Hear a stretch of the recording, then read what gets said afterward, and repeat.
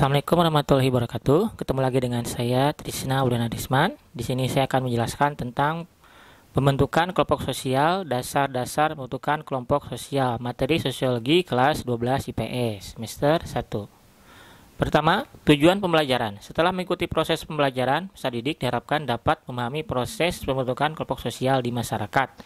Yang kedua, mengidentifikasi dari berbagai sumber informasi tentang proses pembentukan kelompok sosial dalam masyarakat.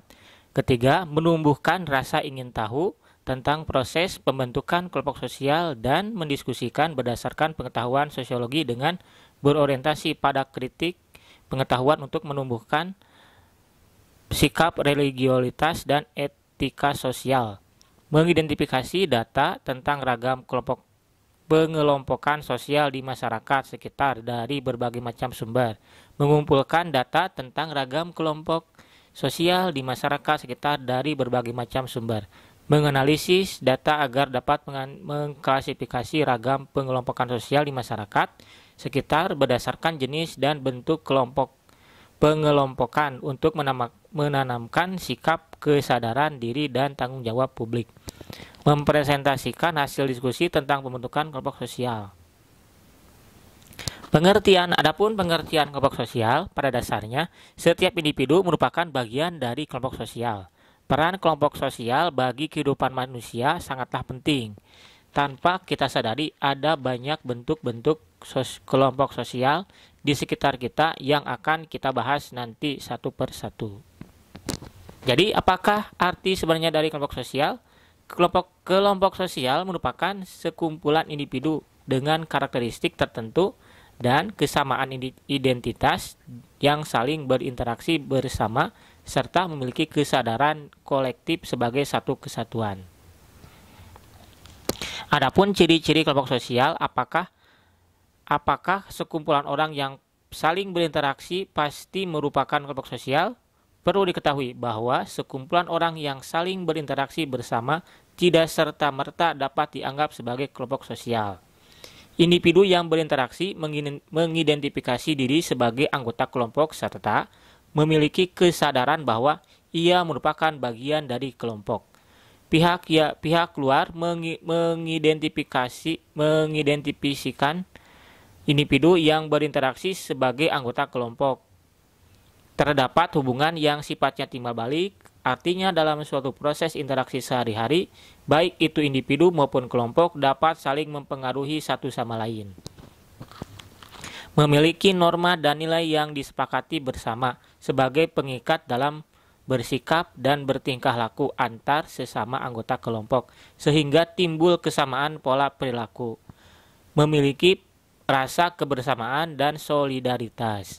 Memiliki kesamaan motif, visi, dan tujuan, bersistem dan berproses dalam kaitan di dalam sosial terbentuk dalam jangka waktu yang tertentu sebagai konsekuensi dari interaksi dan aktivitas yang dilakukan secara terus-menerus. Proses terbentuknya kelompok sosial. Sekumpulan orang dapat disebut sebagai kelompok sosial apabila memenuhi 3 syarat utama berikut. Pertama, setiap anggota kelompok menyadari bahwa ia merupakan bagian dari kelompoknya. Perlu digarisbawahi bahwa dalam setiap kelompok terdapat pola hubungan timbal balik.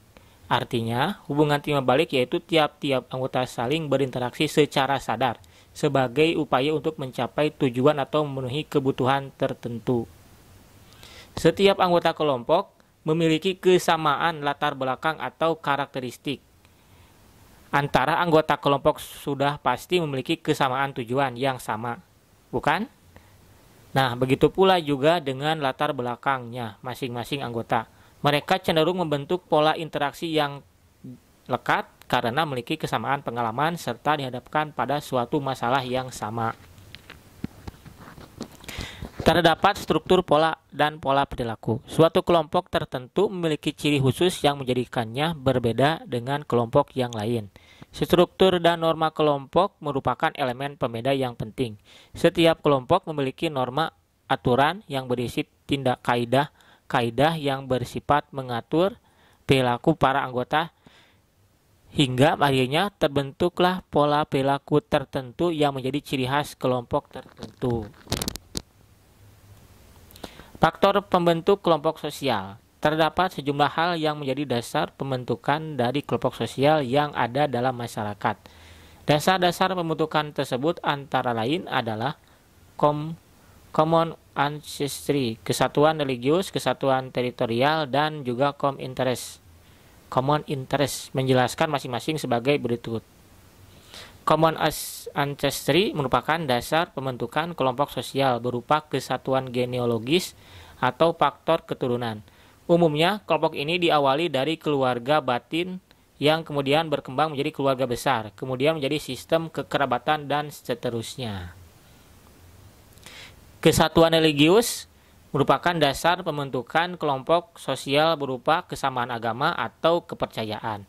Dari persamaan ini dibangun komunikasi yang berlanjut ke kerjasama dan kemudian terbentuk komunitas atau kelompok sosial. Common interest merupakan dasar pembentukan kelompok sosial berupa kesatuan dasar-dasar kepentingan atau asosiasi. Video sudah. Thank you, terima kasih atas perhatiannya. Sampai jumpa di lain kesempatan. Wassalamualaikum warahmatullahi wabarakatuh.